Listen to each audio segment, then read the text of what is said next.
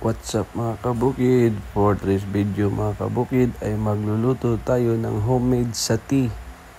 Ayan mga kabukid, at piniprepare na po nila mama yung ating sati sauce mga kabukid. Itong sati mga kabukid is known po ito doon sa Mindanao area mga kabukid. Pero naana po ni available diri sa Cebu mga kabukid ang kaning sati.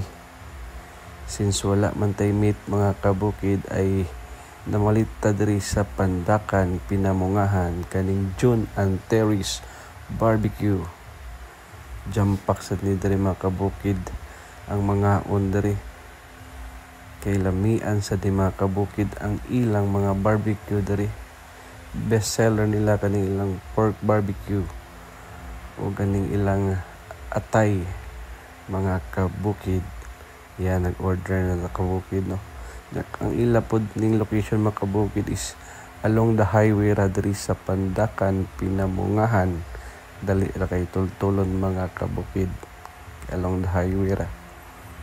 Nya marag ready to serve na ni ang atong sati sauce. Ayan mga kabukid no, ang puso butangan natog daghang sauce para mas lamian.